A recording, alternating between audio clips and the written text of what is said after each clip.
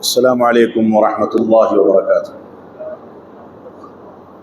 بسم اللہ الرحمن الرحیم، الحمد للہ رب العالمین، والصلاة والسلام علی رسولہ محمد وعلی آلہ واصحابہ اجمعین، اما بعد۔ اعوذ باللہ من الشیطان الرجیم، بسم اللہ الرحمن الرحیم۔ من قتل نفسا بغیر نفس او فساد فی الارض فکأنما قتل الناس جميعا۔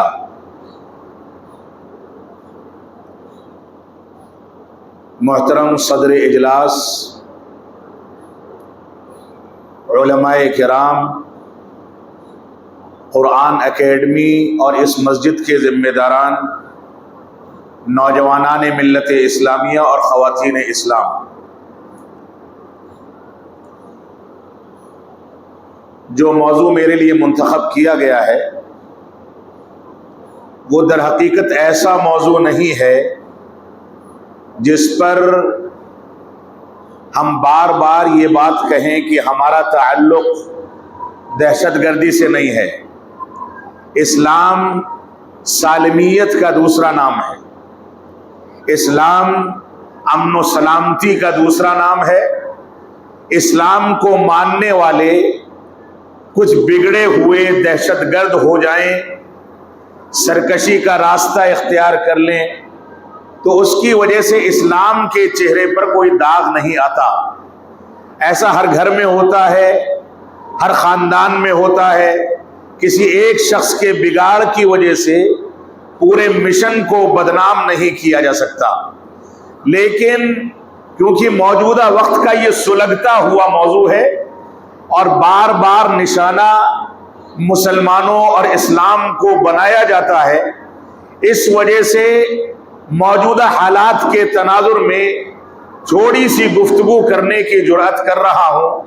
اللہ رب العالمین ہم کو قرآن و سنت کے مطابق امن و سلامتی کی اہمیت اور شدت پسندی، انتہا پسندی اور دہشت گردی کی مذمت اور قباحت کو سمجھنے کی توفیق عطا فرمائے۔ یہ ایک سلگتا ہوا موضوع اس وقت میں اس وجہ سے بھی ہے کہ ابھی ماضی قریب میں ہمارے وطن عزیز کے کشمیر کے علاقے پہلگام میں ایک دہشت گردانہ حملہ ہوا، جس کے نتیجے میں پوری دنیا ابل پڑی۔ ہندوستان کے مختلف خطوں سے سب سے پہلے ہمارے کشمیری بھائیوں نے آگے آ کر کے اپنی انسانیت کا، اپنی شرافت کا، امن و سلامتی کا ثبوت پیش کیا، لوگوں کی خدمت کی، جانیں بچائیں اور دنیا کے سامنے یہ پیغام دیا کہ جو سیاحت کرنے کے لیے لوگ آتے ہیں ان کے ساتھ چھیڑ چھاڑ کی اجازت نہیں دی جا سکتی۔ تو یہ پہلگام کے حملے کے نتیجے میں، اس کے تناظر میں یہ موضوع مزید سلگ گیا اور اس کو بار بار بعض انتہا پسندوں نے، غلط انداز کی فکر رکھنے والوں نے، بعض غلط انداز کا پروپیگنڈا کرنے والوں نے، بعض میڈیا کے چینلوں نے بار بار مسلمانوں کی طرف پھر سے اس کو گھمانے کی کوشش کی، جو کوشش بے سود تھی، فضول تھی، اس کا حقیقت سے کوئی تعلق نہیں تھا۔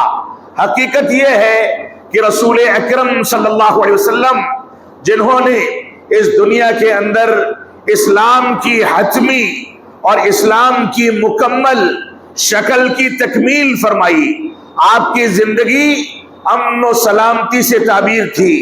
صورتحال یہ تھی کہ آپ بچوں کے ساتھ مشفقانہ رویہ کرتے تھے، جانوروں کے حقوق کا تذکرہ فرماتے تھے، پانی، درخت، چرند پرند، پہاڑوں اور ایسے ہی جمادات کے بارے میں آپ نے مستقل طور سے امت اسلامیہ کی رہنمائی کی۔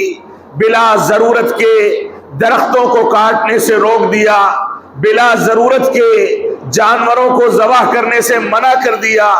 ایسے ہی مسلمانوں کو اس بات کی تاکید کی کہ اگر کوئی بازار میں نکلتا ہے اور کوئی نوکدار چیز یا کوئی بھالا یا اسی انداز سے کوئی ہتھیار اس کے ہاتھ میں ہے تو اس کے لیے واجب اور ضروری ہے کہ اس کے پھل کو، یعنی اس کی نوک کو نیچے کر لے کہ کہیں چلتے ہوئے کسی کو کوئی نقصان نہ پہنچ جائے۔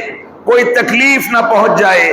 نبی آخر الزمان جو دشمنوں کو دیکھ کر کے رحم دلی کا سلوک کرتے تھے، نبی آخر الزمان جنہوں نے مکہ مکرمہ میں جب کفار و مشرکین مکہ نے آپ کے ساتھیوں کو زد و کوب کیا، آپ کو راتوں رات وہاں سے ہجرت پر مجبور کیا، آپ کے ساتھ غلط رویہ اختیار کیا، آپ کو قتل کرنے کی سازشیں کی، آپ کے خلاف جادو ٹونا کیا گیا، آپ کو زہر دینے کی کوششیں کی گئی، ساری سازشیں ہوئی، اس کے باوجود نبی آخر الزمان امن و سلامتی کے وہ پیامبر تھے کہ جب مدینہ منورہ سے فتح مکہ کے لیے دوبارہ سے مکہ مکرمہ تشریف لے جاتے ہیں تو اعلان کر دیتے ہیں، عام معافی کا اعلان کر دیتے ہیں اور فرماتے ہیں لا تثریب علیکم اليوم، آج کے دن کسی سے کوئی بدلہ نہیں لیا جائے گا، کسی کے خلاف کوئی کارروائی نہیں کی جائے گی۔ کفار و مشرکین مکہ کے وہ سرغنہ افراد جو مسلمانوں کے اور اسلام کے خون کے پیاسے تھے، ان کے گھروں کو رسول اکرم صلی اللہ علیہ وسلم نے سینٹر بنا دیا کہ جو ان کے گھروں میں جا کر کے پناہ لے لے گا اس کے ساتھ امن و سلامتی ہے، عام معافی کا اعلان کر دیا گیا۔ یہ وہ صورتحال تھی جب مسلمانوں کے پاس سپر پاور تھی، جب مسلمانوں کے پاس امکانات تھے، استطاعت تھی، طاقت تھی، ہتھیار تھے، اور سب سے بڑی بات نبی آخر الزمان جیسی لیڈرشپ تھی جو مسلمانوں کو اگر یہ حکم دے دے کہ ایک پیر پر کھڑے رہو تو وہ سال سال بھر کھڑے رہنے کو تیار ہوتے تھے۔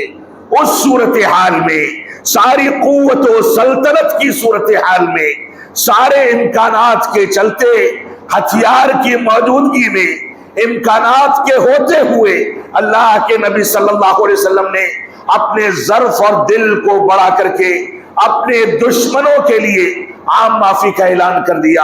یہ اسلام کی حقیقی تصویر تھی، یہ اسلام کا وہ کرم تھا، امن و سلامتی کا وہ جذبہ تھا جس جذبے کو لے کر کے اسلام 1450 سال سے لے کر کے آج تک چل رہا ہے۔ اسلام میں جو کسی کے خلاف ہتھیار اٹھا لے، جو کسی کو گالی گلوچ کرے، زبان کا ناجائز استعمال کرے، ہتھیار اٹھانے کی باتیں کرے، مار پیٹ کی بات کرے، اس انداز کی بغاوت اور اس انداز کی سرکشی کو اسلام نے کبھی قبول نہیں کیا۔ اس پر سخت سزائیں رکھی گئی۔ ہتھیار اٹھانے والوں اور قتل و خونریزی کرنے والوں کو اسلام نے خوارج سے تعبیر کیا۔ نبی آخر الزمان نے ان کو جہنم کا کتا قرار دیا، ان کے بارے میں مختلف وعیدیں نازل ہوئی۔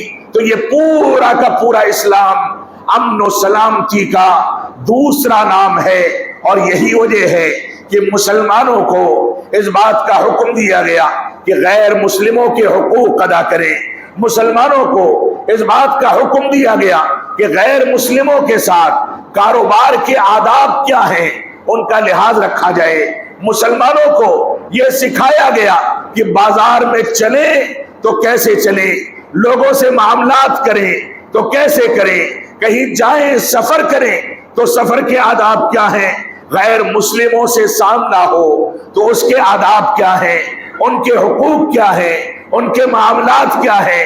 اسلام نے ساری کی ساری چیزوں کو بالکل واضح کر دیا۔ اس وجہ سے میں یہ بات کہنے کا حقدار ہوں کہ اس موضوع پر مزید تفصیلی گفتگو کرنے کی ضرورت نہیں ہے، لیکن پہلگام کے تناظر میں جو حالات بنے ہیں، جو فضا بنائی جا رہی ہے میڈیا کے ذریعے، بسا اوقات جو غلط فہمیاں پھیلائی جاتی ہیں، غلط انداز کی باتیں پیش کی جاتی ہیں، مسلمانوں کی، مسلمان نوجوانوں کی، مسلمان علماء کی یہ ذمہ داری ہے کہ ذہن کو صاف کریں، حجت قائم کرنے کے لیے ان لوگوں سے ڈائیلاگ کا راستہ کھولا جائے، بات چیت کا راستہ کھولا جائے، ملاقاتیں کی جائیں، ان کو بلا کر کے ان کا ذہن صاف کیا جائے، ان کو بلا کر کے ان کی مہمان نوازی کی جائے، ہدیے تحفے تحائف کا تبادلہ کیا جائے، ان کے ساتھ تعامل کر کے اسلام کی صحیح شکل ان کے سامنے پیش کرنے کی کوشش کی جائے۔ یہ عجیب و غریب اتفاق ہے کہ 1947 میں ملک کی تقسیم کے نام پر جو پڑوسی ملک کو وجود دیا گیا، بعض نام نہاد مسلمانوں نے اس کو اسلام کا رنگ دے دیا، جبکہ اس ملک کے بننے کے بعد پہلے ہی دن وہاں پر نقاب اور حجاب کو آگ لگا دی گئی، وہاں اس بات کا اعلان کر دیا گیا کہ یہاں اسلامی احکامات کی کوئی گنجائش نہیں۔ اور آپ دیکھیں بڑی عجیب و غریب بات ہے، اس کو کہا جاتا ہے کہ اسلامی جمہوریہ پاکستان ہے، پاکستان مکہ اور مدینہ کے علاوہ کوئی نہیں ہو سکتا۔ یہ پاکی رب کائنات نے اس مقدس مقام کے لیے خاص رکھی ہے۔ کوئی ملک اپنے آپ کو بذات خود ناپاک ہونے کے بجائے پاک ہونے کا دعویٰ کرے، ناپاک ہونے کے باوجود پاکی کا دعویٰ کرے، تو اس نام سے بھی ہم اتفاق نہیں کرتے۔ اور اسلامی جمہوریہ یہ کون سا تضاد ہے؟ جمہوریت یہ اسلام مخالف چیز ہے، اور اسلام یہ اسلام ہے۔ یہ نام اسلام کے ساتھ جمہوریت کو جوڑ دینا یہ بذات خود اس بات کی دلیل ہے کہ وہاں یا تو جمہوریت ہے یا اسلام ہے، یا تو اسلام ہے یا جمہوریت ہے۔ لیکن ہم جانتے ہیں کہ فحاشی میں، زناکاری میں، شراب خوری میں، رشوت خوری میں، کرپشن میں، دنیا کے سارے فضول اور غلط انداز کی پالیسیوں میں وہ ملک دنیا کے اندر جس مثال کے ساتھ یاد کیا جاتا ہے، اس کے بعد اس کو اسلامی تو نہیں کہا جا سکتا۔ تو یہ غلط دعویٰ ہے۔ ان کے نتیجے میں ہمارے سیدھے سادھے ہندوستانی مسلمان بھائیوں کو مشکلات کا سامنا کرنا پڑے، ان پر اتہامات لگائے جائیں، اور وہاں سے بیٹھ کر کے بعض افراد مساجد پر قبضہ کر کے مساجد کے ذریعے اپنی سیاست کو چمکائیں، کوئی مدرسوں کے ذریعے اپنی سیاست کو چمچائے، کوئی دوسری پالیسی اختیار کرے، کبھی لال مسجد پر قبضہ کر لیا جائے اور وہاں پر دہشت گردی کے سارے نمونے پیش کیے جائیں۔ معاف فرمائیں گے، یہ اسلام کا نام نہیں ہے۔ اسلام امن و سلامتی کا نام ہے۔ اسلام اپنے دشمنوں کے ساتھ ڈائلاگ کرنے کا نام ہے۔ اسلام اپنے مخالفین کے ساتھ بات چیت کے راستے کو کھولنے کا نام ہے۔ اسلام آپ کو دیکھنا ہو تو عہد اور میثاق مدینہ کا آپ مطالعہ کر لیں۔ آپ کو دیکھنا ہو تو اللہ کے نبی صلی اللہ علیہ وسلم نے فتح مکہ کے موقع سے جو پالیسی اختیار کی، اس پالیسی کے مختلف نکات کا مطالعہ کریں تو اسلام اس انداز سے اپنے دشمنوں کے ساتھ بہتر سے بہتر تعامل کر کے ایگریمنٹ کا، عہد نامے کا، بات چیت کا، ڈائلاگ کا، امن و سلامتی کا، ایک دوسرے کو سمجھنے کا، ایک دوسرے کے ساتھ معاملات کرنے کا، اور آپس میں بقائے باہم اور ڈائیورسٹی کے طریقے کو اپنا کر کے ایک دوسرے کے ساتھ اپنے اسلام پر، اپنے عقیدے پر، اپنی بنیادوں پر، اپنے منہج پر، اپنی شریعت پر، شرعی تعلیمات پر باقی رہ کر کے زندگی گزارنے کا دوسرا نام ہے۔ یہ اسلام امن و سلامتی کا پیکر ہے۔ اس وجہ سے میں اس موقع سے اسلام اور دہشت گردی کے موضوع پر حالات حاضرہ کے تناظر میں جو گفتگو کرنا چاہتا ہوں، اس میں پہلی آیت کریمہ جس کی میں نے تلاوت کی، اس میں رب کائنات ارشاد فرماتا ہے، من قتل نفسا بغیر نفس او فساد فی الارض فکأنما قتل الناس جميعا۔ اللہ رب العالمین نے واضح کر دیا سورۃ المائدہ میں، فرمایا جس نے کسی نفس کو، کسی انسان کو، اس کا تعلق کسی بھی مذہب سے، کسی بھی مسلک سے، کسی بھی دھرم سے، کسی بھی طبقے سے ہو، چاہے وہ کالا ہو، گورا ہو، ہندوستانی ہو، غیر ملکی ہو، مسلمان ہو، یہودی ہو، نصرانی ہو، مشرک ہو، غیر مسلم ہو، ہندو ہو، کسی بھی مذہب اور دھرم سے اس کا تعلق ہو، رب کائنات نے واضح کر دیا من قتل نفسا بغیر نفس او فساد فی الارض فکأنما قتل الناس جميعا، جس نے کسی نفس کو، کسی انسان کو بغیر کسی انسان کے قتل کے بدلے قتل کر دیا، جبکہ یہاں پر بھی تفصیل ہے، انسان کے بدلے انسان کو قتل کرنے کے جو حدود بتائے گئے ہیں اس کا اختیار حکومت کو ہے، اس کا اختیار قائم شدہ سسٹم کو ہے۔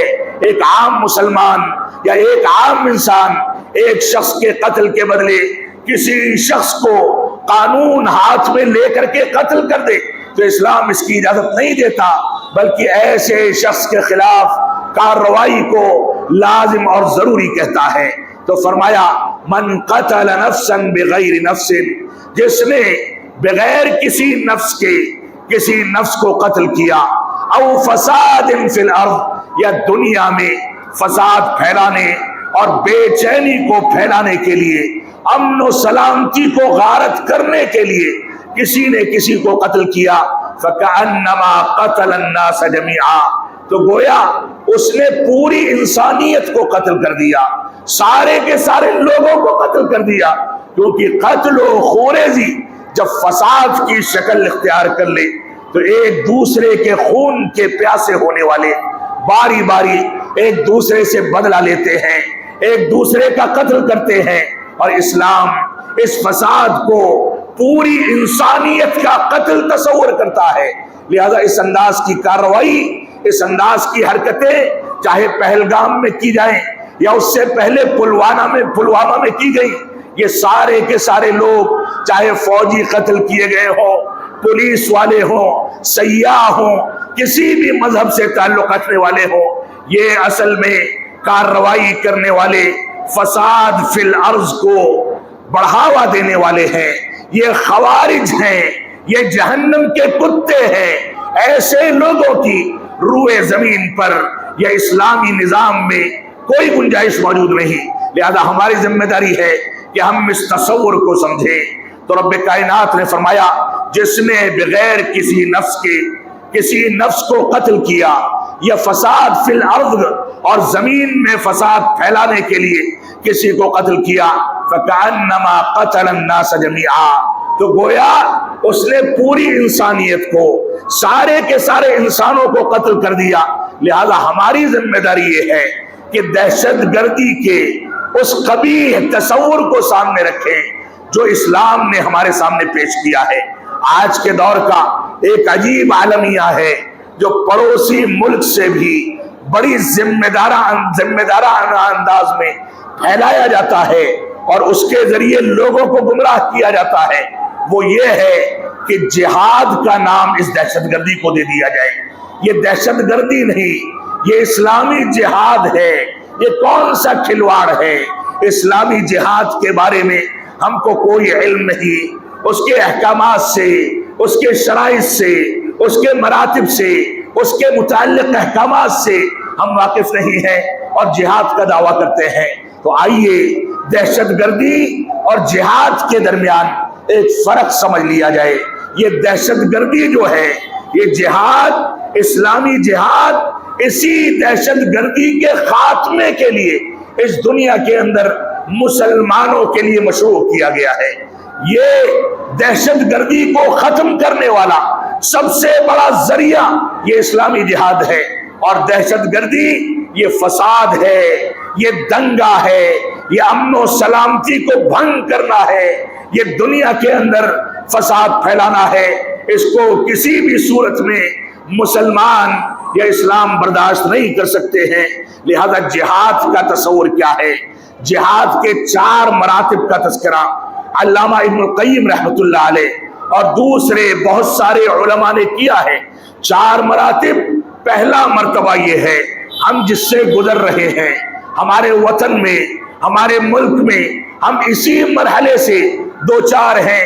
سب سے پہلا مرحلہ یہ ہے جہاد بالنفس کا مرحلہ، یعنی انسان اپنے نفس سے جہاد کرے، اپنی ذات سے جہاد کرے، اپنے خود کی برائیوں کے خلاف اپنے آپ کو تیار کرے.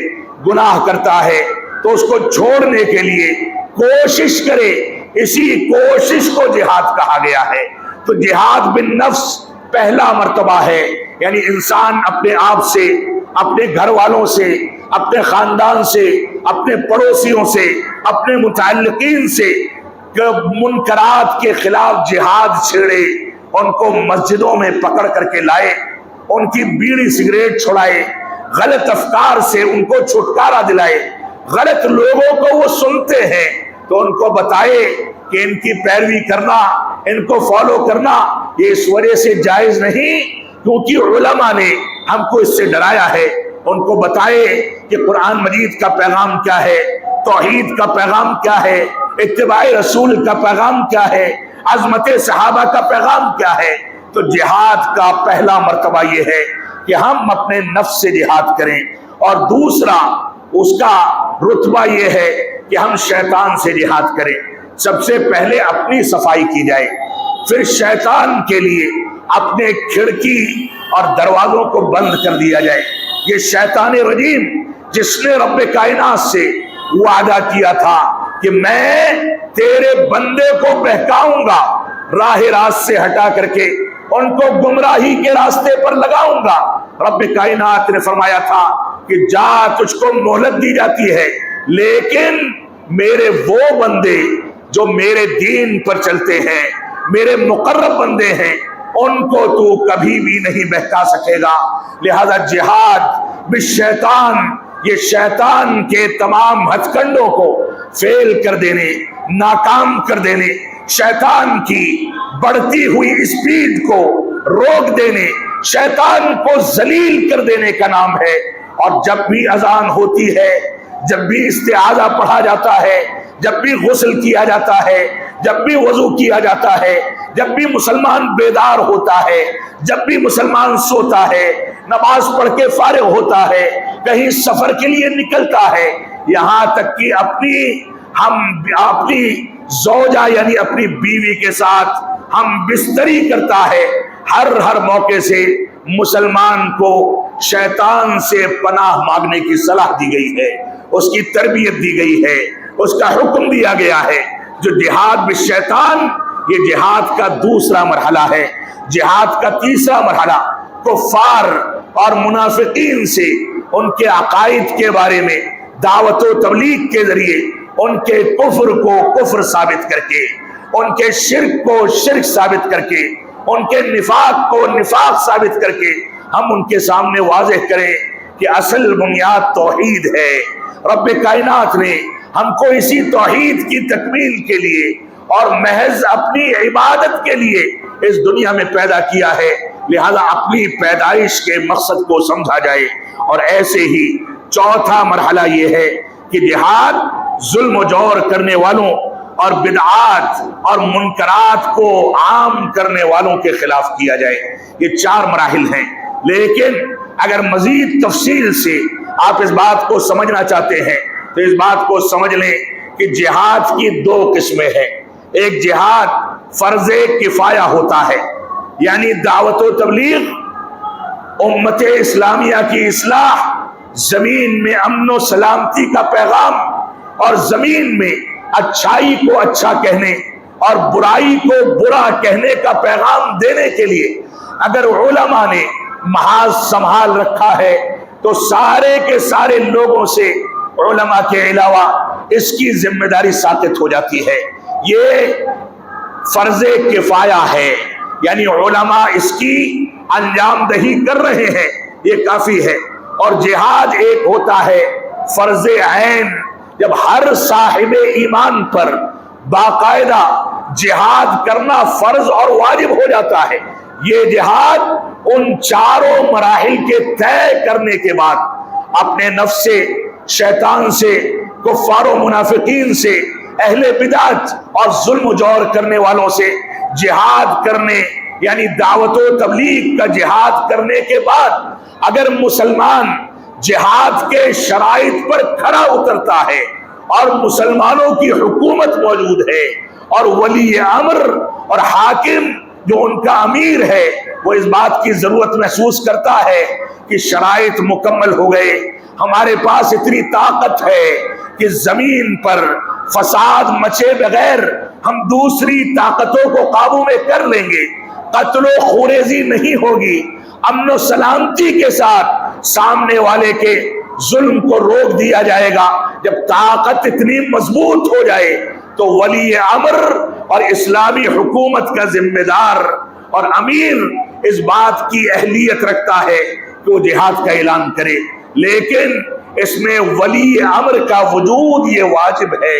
اس کے بغیر کسی بھی ملک میں، کسی بھی شہر میں، کسی بھی علاقے میں بعض نوجوان اٹھیں اور جہاد کی بات کریں، یہ حرام ہے، اس کی گنجائش موجود نہیں ہے۔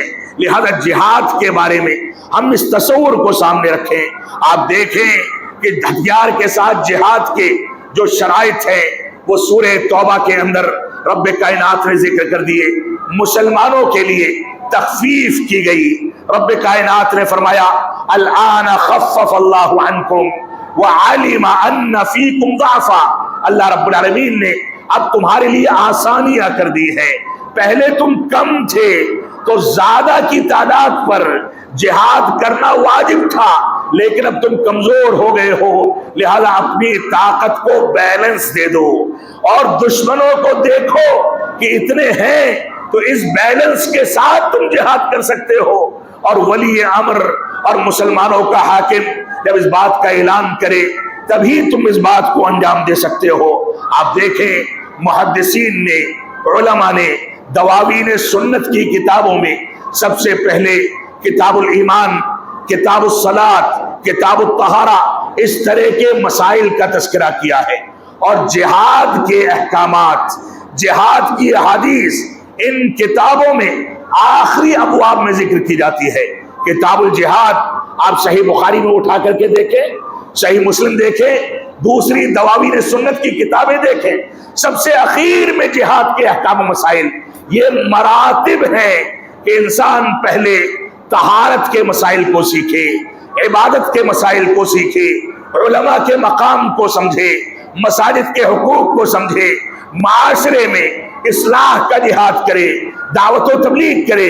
جب سارے اسلام کو مکمل طریقے سے نافذ کر دیا جائے اور اس کے بعد مسلمان شرائط مکمل کر کے اس پوزیشن میں آ جائے کہ ولی امر نے اس کو جہاد کی اجازت دی امن و سلامتی کے قیام کے ساتھ، تو ایسی صورت میں اس کو نکلنا ہے، لیکن اس کے لیے مستقل احکامات ذکر کیے گئے ہیں جس کا تذکرہ میں اخیر میں کروں گا۔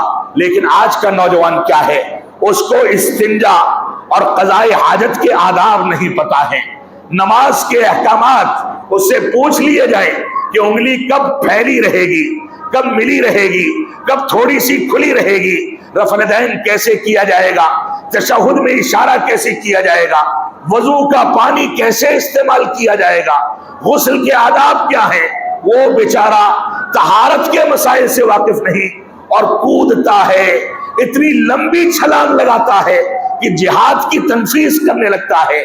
یہ حماقت اور خروج اور خوارج کی صفت کے سوا کچھ نہیں ہے۔ ایسا کرنے والے دین اسلام کے ساتھ کھلواڑ کے سوا کچھ نہیں کرتے۔ لہذا جہاد کے بارے میں یہ تصور ہمارے سامنے رہنا چاہیے۔ جہاد در حقیقت جیسا کہ میں نے بتایا وہ مقدس فریضہ ہے جو دنیا سے ظلم و جور کو، شدت پسندی کو، دہشت گردی کو، انتہا پسندی کو نیست و نابود کرنے کے لیے مسلمانوں کی خاطر مشروع کیا گیا ہے۔ یہ جہاد کی مختلف تعبیرات آج کے دور میں اگر فکر کے بارے میں گفتگو کی جائے تو ایسے افکار موجود ہیں۔ اخوان المسلمین کی فکر جو خوارج کی نئی شکل ہے، مودودیت، اخوانیت، سروریت، اسراریت، مرزائیت، غامدیت، یہ سارے کے سارے فتنے اسی خروج کی مختلف شکلیں پیش کرنے کے لیے آج سوشل میڈیا پر چھائے ہوئے ہیں۔ یہ انتہا پسندی ہے، یہ اسلام کی تعبیر نہیں ہے، اس سے ہم کو پرہیز کرنا ہے۔ تو اخوان المسلمین کا فطرہ ہو، آج کے دور میں فلسطین میں جو قضیے کو حل کرنے کا تماشا بنائے ہوئے ہیں، پٹاخے پھوڑ کر کے چندہ کرنے کی پالیسی بناتے ہیں، یہ حماس کے ذمہ داران، یہ بھی انہی خوارج کی نئی شکلیں ہیں۔ ان لوگوں پر جتنا افسوس کیا جائے، جتنا لعن طعن کیا جائے کم ہے۔ رسول اکرم صلی اللہ علیہ وسلم نے اسی انداز کے خوارج کے لیے فرمایا تھا کہ یہ جہنم کے کتے ہیں اور ان کو اسلام سے کوئی واسطہ نہیں۔ ان کی نمازیں تو لمبی ہوں گی، تم ان کے سجدوں کے آگے اپنے سجدوں کو حقیر سمجھو گے، ان کی نمازوں کے آگے اپنی نمازوں کو حقیر سمجھو گے، لیکن یہ دین سے ویسے ہی نکل چکے ہوں گے جیسے تیر کمان سے نکل کر کے دور گرتا ہے، واپس آنے کا امکان نہیں ہوتا۔ یہ رسول اکرم صلی اللہ علیہ وسلم نے اس کی تعبیر پیش کی، جس پر تفصیل سے صلاۃ مغرب کے بعد انشاءاللہ گفتگو کی جائے گی۔ تو یہ ریڈیکل جو ایکٹیویٹیز ہیں، دہشت پسندی، شدت پسندی اور ایسے ہی انتہا پسندی، یہ ریڈیکل ایکٹیویٹیز جو ہیں اس کا اسلام سے کوئی تعلق نہیں ہو سکتا۔ انتہا پسندی اور اس پر ابھارنے والے جو لٹریچر ہیں وہ ہمارے خاندانوں سے منع کر کے ان کو کنارے کیا جانا چاہیے، ان کو آگ لگا دینی چاہیے۔ ایسا لٹریچر جو مسلمانوں کے نوجوانوں کو شدت پسندی پر ابھارتا ہو، ایسا یوٹیوب چینل، سوشل میڈیا کا چینل جس کے ذریعے غلط افکار کے لوگ ہمارے نوجوانوں کو دوسرے ملکوں سے بیٹھ کر کے اچک لے جاتے ہوں، ایسے چینلوں پر مکمل پابندی لگنی چاہیے۔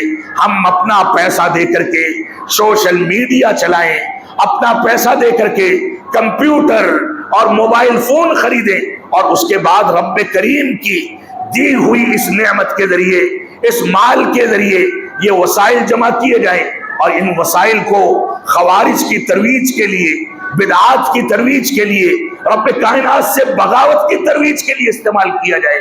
اس کو قطعاً برداشت نہیں کیا جا سکتا۔ لہذا ایسے ویڈیوز، ایسے لٹریچر اور ایسی کتابوں کو نکال کر کے ضائع کر دیا جانا چاہیے۔ یہی ہماری حکمت عملی ہے اور یہی اسلام کا حکم ہے۔ علماء کی رہنمائی کے بغیر ہمارے نوجوان جن غلط انداز کے واعظین کو، متعاملین کو، انجینئرز کو، ڈاکٹرز کو، ایڈوکیٹس کو اور غیر علماء واعظین کو سننے کے عادی ہو گئے ہیں، ان نوجوانوں پر پابندی عائد ہونی چاہیے کہ آپ صرف علماء کو سنیں، کیونکہ علماء ہی ہیں جو آپ کو فتنوں سے آگاہ کرتے ہیں، علماء ہیں جو آپ کو اسلام کی حقیقت بتاتے ہیں، علماء ہیں جو اسلام کی صحیح ترجمانی کرتے ہیں۔ لہذا ان نوجوانوں کو اس بات پر آمادہ کیا جانا چاہیے کہ ان چیزوں کو رخصت کیا جائے اور علماء سے قربت اختیار کر کے ان کی ہدایات کے مطابق اور قرآن و سنت اور منہج سلف کے مطابق ان علماء کا انتخاب کیا جائے جو علماء حق ہیں، اور انہی کی رہنمائی میں زندگی گزاری جائے۔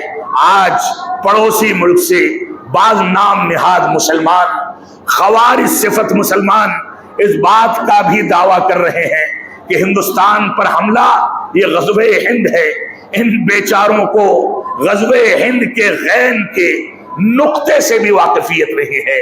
غزوہ ہند کیا چیز ہے، علماء کرام نے اس کے بارے میں کیا کہا، وہ کب کا انجام پا چکا، وہ ختم ہو چکا، لیکن آج آئے دن ان کو پٹاخے پھوڑنے ہو، اپنے ملک میں الیکشن جیتنا ہو، عوام کی حمایت چاہیے ہو، تو یہ غزوہ ہند کا بہانہ بنا کر کے اسلام کو ہتھیار بناتے ہیں اور اسلام کو بدنام کرتے ہیں۔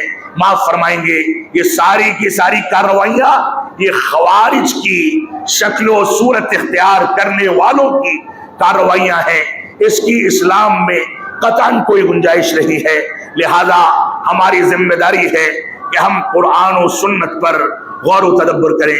اللہ کے نبی صلی اللہ علیہ وسلم کا فرمان ہے، من اصبح منکم آمنا فی سربہ معافا فی جسدہ وعندہ قوت یومہ فکأنما حیزت لہ الدنیا۔ ترمذی کی صحیح روایت ہے۔ امام بخاری رحمۃ اللہ علیہ نے اس روایت کو अल-अदबुल मुफरद के अंदर जिक्र किया है। अल्लाह के नबी सल्लल्लाहु अलैहि वसल्लम फरमाते हैं कि जिसने रात गुजार करके सुबह की, इस हालत में कि वो घर में अमन और सलामती के साथ बेदार हुआ है, इस हालत में कि घर में अमन और सलामती के साथ वो बेदार हुआ है, बीमारियों से महफूज है, और ऐसे ही उसके पास दिन भर का 3 वक्त का खाना मौजूद है, नाश्ता कर सकता है, दोपहर का खाना खा सकता है, रात का खाना कर सकता है, दिन भर की रोजी मौजूद है, फकअन्नमा हीज़त लहु दुनिया, तो फरमाया गोया उसने सारी दुनिया को समेट लिया, गोया उसके कब्जे में सारी दुनिया आ गई। ये इस्लाम की सच्ची तर्जमानी है। इस्लाम हमको थोड़े पर इक्तिफा करने का हुक्म देता है। इस्लाम अमन सलामती को दुनिया के ऊपर गलबा पा जाने से ताबीर करता है। इस्लाम दिन भर की रोजी रोटी को अमन सलामती से ताबीर करता है। तो ये इस्लाम शिद्दत पसंदी का कैसे तर्जमान हो सकता है और इसको कैसे बदनाम किया जा सकता है। लिहाजा हमारी जिम्मेदारी है कि हम कुरान और सुन्नत के मुताबिक जिंदगी गुजारें। रब्बे कायनात हमको इन बातों की तौफीक अता फरमाए। इस्लाम ने हमारे लिए 5 चीजों की हिफाजत को जरूरी करार दिया है, जिनको जरूराते खमसा कहा जाता है।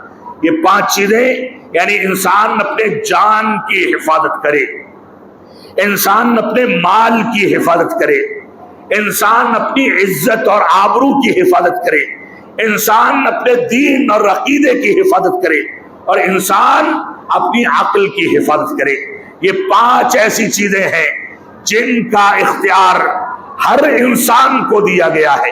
हर शख्स अपने जान की हिफाजत के इम्कानात पैदा कर सकता है। इसी वजह से इस्लाम ने क्या कहा कि अगर कोई किसी को बिला वजह कत्ल कर दे और उसको कत्ल करके हलाक कर दे, तो कत्ल के बदले उसको कत्ल कर दिया जाए, ताकि एक कत्ल के बदले दूसरा कत्ल जब जालिम का कर दिया जाएगा तो मजलूम के वारिसीन को इंसाफ मिल जाएगा, और जब इंसाफ मिलेगा तो अमन और सलामती अपनी जगह बना लेगी। शिद्दत पसंदी, बदला लेने की आग ये बुझ करके खत्म हो जाएगी। तो इस्लाम ने जान की हिफाजत को इतनी ज्यादा अहमियत दे रखी है। ऐसे ही माल की हिफाजत, अल्लाह के नबी सल्लल्लाहु अलैहि वसल्लम फरमाते हैं मन कुतिला दूना मालिही फहुवा शहीद, जो अपने माल की हिफाजत करते करते कत्ल कर दिया जाए वो शहीद है। आप अपने घरों के अंदर अपने माल की हिफाजत के इम्कानात पैदा करें। आप मोहल्ले के पुलिस से, महकमे से, इंतजामिया से इस बारे में गुजारिश करें कि हमारे महल्लों में, हमारे घरानों में चोरी और डकैती ना होने पाए, क्योंकि हमने ये माल खून पसीना एक करके कमाया है, हलाल तरीके से कमाया है, अपनी आल औलाद की तालीम और इस्लामी तरबियत के लिए कमाया है। लिहाजा ये माल ऐसे ही जाये न कर दिया जाए। माल की हिफाजत का पूरा इख्तियार ये इस्लाम सबको अता करता है। इज्जत व नामूस का इख्तियार, उसकी हिफाजत का इख्तियार इस्लाम ने सबको दिया।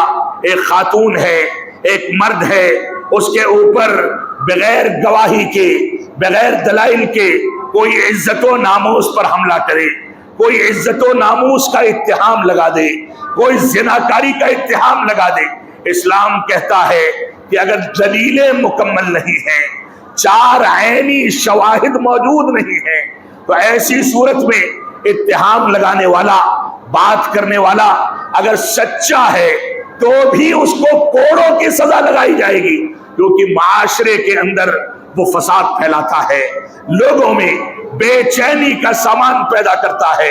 लिहाजा इज्जत व नामूस की हिफाजत करने के लिए इस्लाम ने मुकम्मल कवानीन और मुकम्मल दस्तूर हमको दिया, उसकी तनफीज करना ये हमारी जिम्मेदारी है।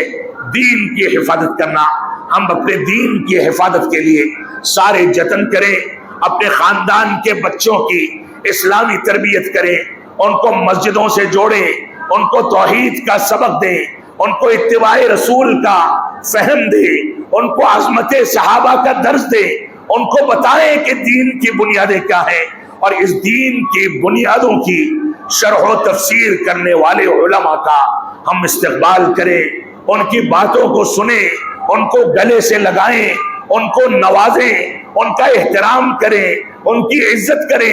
یہ دین کی حفاظت کے مختلف گوشے ہیں، یہ اسلام دین کی حفاظت کا حکم دیتا ہے۔ یہی وجہ ہے کہ اگر کہیں اسلامی حکومت قائم ہے، جیسا کہ سعودی عرب کے اندر قائم ہے، اگر وہاں پر کوئی اسلام کا انکار کر دے، مرتد ہو جائے، تو اس کو قتل کرنے کا حکم دیا گیا ہے۔ دین کی حفاظت یہ اسلام کا بنیادی فریضہ ہے۔ اور آخری چیز جو ضرورت خمسہ کا 5واں نقطہ ہے، وہ عقل کی حفاظت کرنا۔ اسی وجہ سے اسلام نے ایسی چیزوں کے استعمال کو حرام کیا جو چیزیں انسان کے عقل کو مفقود کر دیتی ہیں۔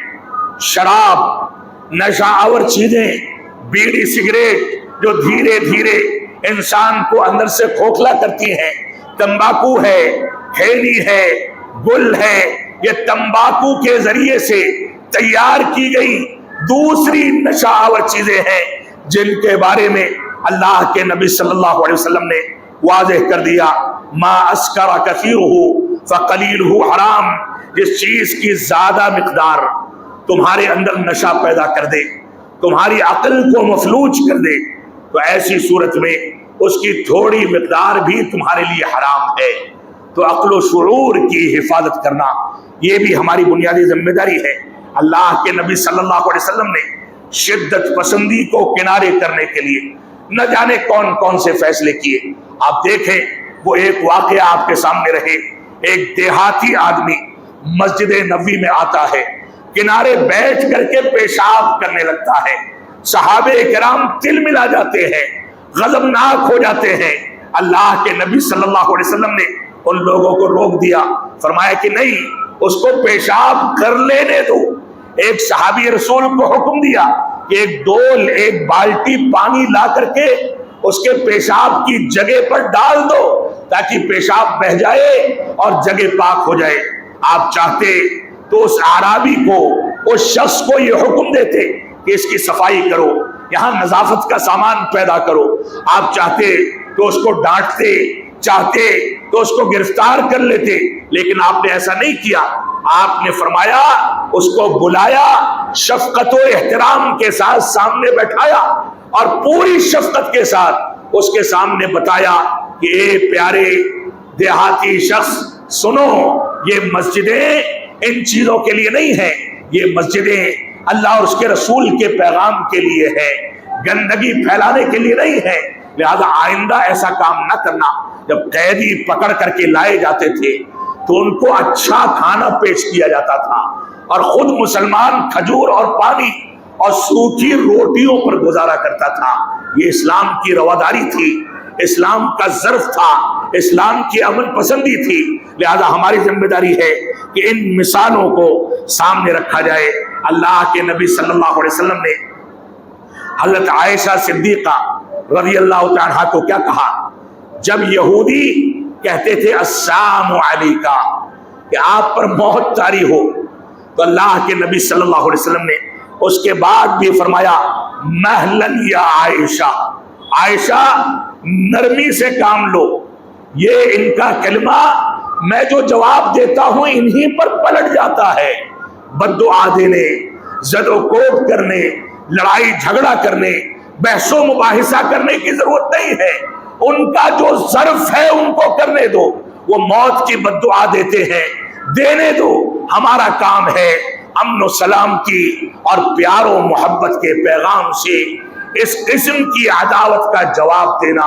لہذا ہم اسی پالیسی پر چلتے ہیں۔ ہماری ذمہ داری ہے کہ ہم قرآن و سنت کے مطابق زندگی گزاریں۔ اسلام نے امن و سلامتی کے لیے عدل و انصاف کو ہمارے اوپر واجب قرار دیا۔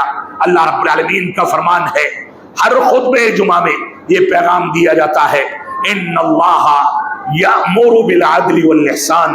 اللہ رب العالمین نے عدل اور احسان کا حکم دیا ہے۔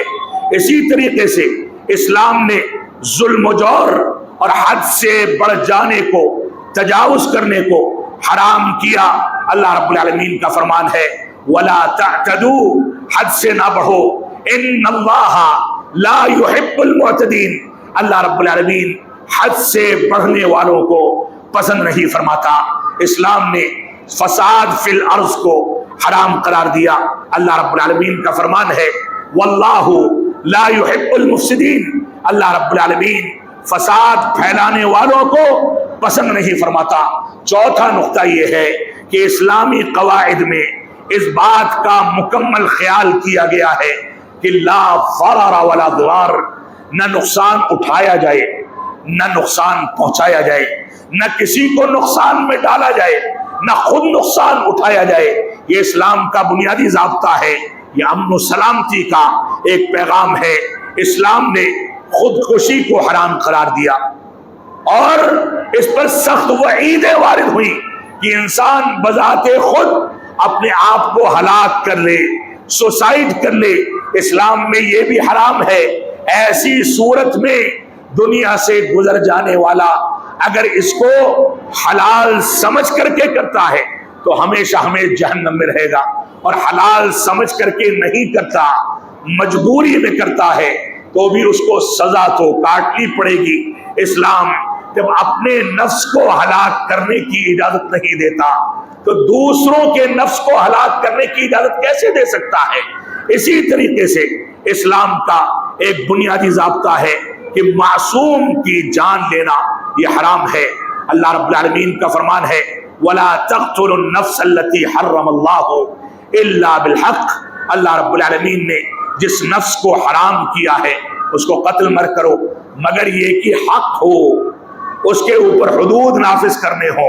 تو اسلامی حکومت اور حاکم وقت کی ذمہ داری ہے کہ حدود کی تنفیذ کرے۔ ایک عام انسان اس کی تنفیذ نہیں کر سکتا۔ اسلام رحمت کا حکم دیتا ہے۔ اللہ کے نبی صلی اللہ علیہ وسلم فرماتے ہیں یہ رحمت کسی شدت پسندی کو اختیار کرنے والے اور برائی پر چلنے والے ہی کے دل سے ختم کی جاتی ہے۔ یہ رحمت اسلام کا یا مسلمان کی صفت کا دوسرا نام ہے۔ ایسے ہی آٹھویں چیز یہ ہے کہ آپس میں ہتھیار اٹھانے کو اسلام نے حرام قرار دیا۔ اللہ کے نبی صلی اللہ علیہ وسلم کا فرمان ہے من حمل علینا السلاح فلیس منا، جو ہمارے اوپر ہتھیار اٹھائے وہ ہم میں سے نہیں، یعنی مسلمان نہیں ہو سکتا۔ نویں چیز یہ ہے کہ مسلمان کی جانب یا کسی انسان کی جانب ہتھیار سے اشارہ کرنا بھی حرام کیا گیا ہے، اور فرمایا گیا جب تم بازار میں نکلو کوئی نوکیلی چیز، کوئی بھالا یا تلوار تمہارے ساتھ ہو تو اس کو میان میں ڈال لو، الٹا کر لو کہ کہیں کسی کو تکلیف نہ پہنچ جائے۔ یہ بھی ہماری ذمہ داری ہے۔